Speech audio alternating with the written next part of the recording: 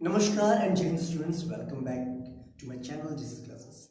देखिए, I hope कि आप बहुत अच्छे होंगे। देखिए बच्चे, बात करते हैं एक्सरसाइज 5.3 के इंट्रोडक्शन पार्ट की हम बात करेंगे। देखिए बच्चे, अभी तक आपने क्या करा था? अभी तक आपने number of terms find out करना सीखा था, ठीक है। nth टर्म फाइंड आउट करना सीखा था आपने, ठीक है। और आपने ये जो है लास्ट से कोई भी पार्टिकुलर टर्म को फाइंड आउट करना सीखा था हमने लास्ट एक्सरसाइज 5.2 तक, ठीक है। अब बच्चे हम बात करेंगे कि सम ऑफ टर्म्स की बात करेंगे, ठीक है। अगर हमें एक पार्टिकुलर एपी दे रखी है तो उनकी जो टर्म्स का जो सम होगा वो क्या होगा, ठीक है। फॉर एग्जांपल, जैसे बच्चे मैंने कहा कि सपोज कि मेरे पास एक एपी गिवन है। सपोज मेरे पास एक एपी गिवन है, मैंने कहा 2 4 6 8 एंड सो, ठीक। अप टू मैंने कहा 200, ठीक है बच्चे।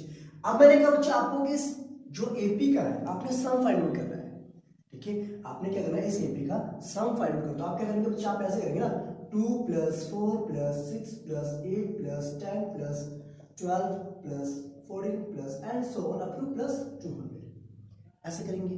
करेंगे नहीं करेंगे? अगर मैंने एक पार्टिकुलर एपी की अगर मैं बात कर रहा हूं, अगर मैं उस एपी के सम की अगर आपको बात करूं तो आपके लिए जो है टेडियस हो जाएगा, मतलब आपके लिए जो है डिफिकल्ट हो जाएगा कि उस सम को फाइंड आउट करें, और टाइम कंज्यूमिंग होगा, ठीक है। तो इसीलिए उन्होंने क्या करा, यहाँ पर जो है n टर्म्स का सम फाइंड आउट करने के लिए उन्होंने एक फॉर्मूला हमें दिया, that is Sn = n/2 into 2a + n - 1 into t, ठीक है। तो इसका मतलब ये हुआ बच्चे, अगर हमें एक पार्टिकुलर एपी की n टर्म्स का अगर हमें सम फाइंड आउट करना होगा तो ये वाला फॉर्मूला हम यूज करेंगे, ठीक है। जैसे फॉर एग्जांपल यहाँ पर क्या बोल रहा है, यहाँ पर जो बच्चे ए है, आपको पता है ए क्या बेसिकली फर्स्ट टर्म है, और डी क्या कॉमन डिफरेंस है, ठीक है। और एन क्या बता रहा है, एन बता रहा है बच्चे nth टर्म, कौन से नंबर के टर्म की हम बात कर रहे हैं। क्लियर बात है? जैसे फॉर एग्जांपल बच्चे हम यहाँ पर बात करते हैं, देखिए यहाँ पर बच्चे देखो देख रहे हैं कि 2 का मल्टीपल है, 2 का मल्टीपल कहाँ तक है, 200 तक है। तो नंबर ऑफ टर्म्स कितनी होगी, ऑब्वियसली बात है 100 होगी। क्लियर बात समझ में आ गई?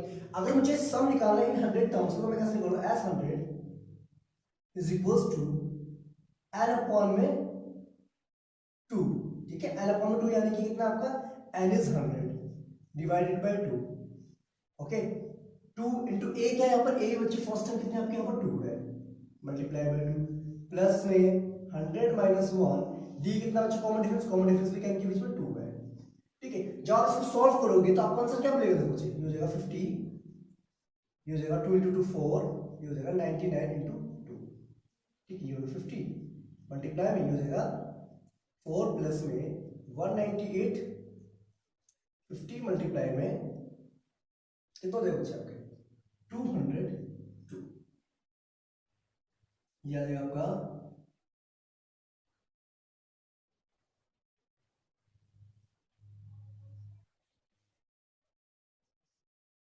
ठीक है। ये आपका आएगा 10,100 आ जाएगा।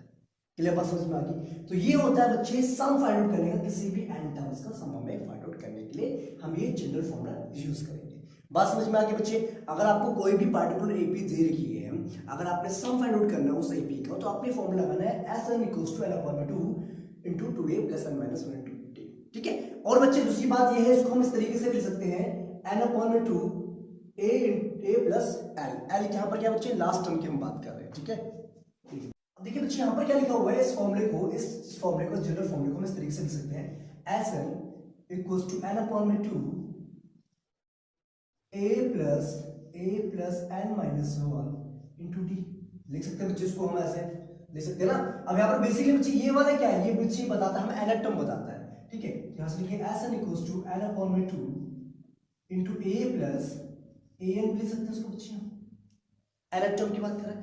अगर बच्चे किसी पार्टिकुलर एपी में आपको फर्स्ट टर्म पता है और नंबर ऑफ टर्म्स आपको पता है और लास्ट टर्म आपको पता है, तो आप ये वाला फॉर्मूला लगा करके सम निकाल सकते हैं, ठीक है। ठीक है, और आपको मैंने एक बात बोली थी बच्चे कि nth टर्म को हम एल से डिनोट करते हैं, क्या कहते हैं, एल से भी हम nth टर्म को डिनोट करते हैं। तो इसको हम ऐसे लिख सकते हैं, Sn = n/2 a plus l, ठीक है, where l is the last term of a given AP, ठीक है बच्चे। बात समझ में आ गई? वेरी, अपनी बात आपको क्लियर होगी।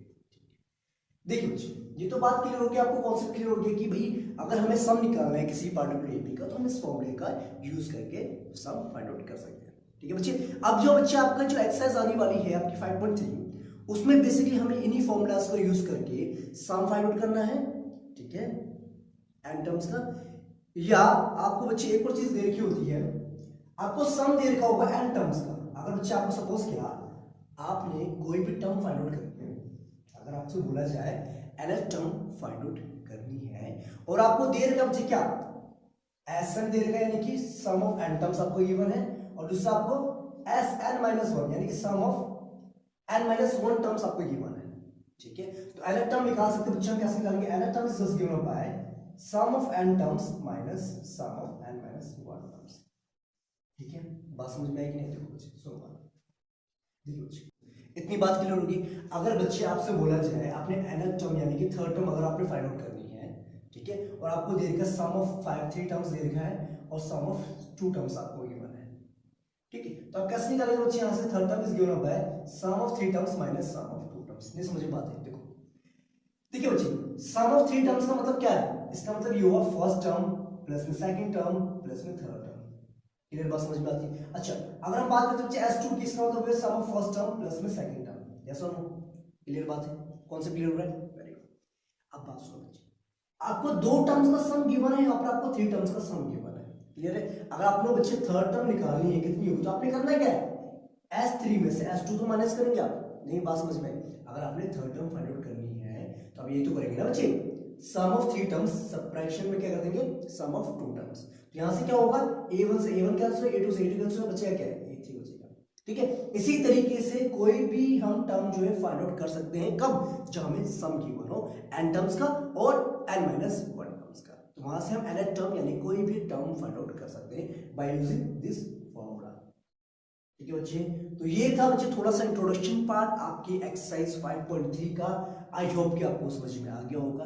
अगर नहीं समझ आता है तो आप कमेंट करके मुझे बता सकते हैं। तो मिलते हैं बच्चे नेक्स्ट वीडियोस में, जिसमें हम डिस्कस करेंगे examples of exercise 5.3। Okay okay students, till that जय हिंद, take care and thank you students.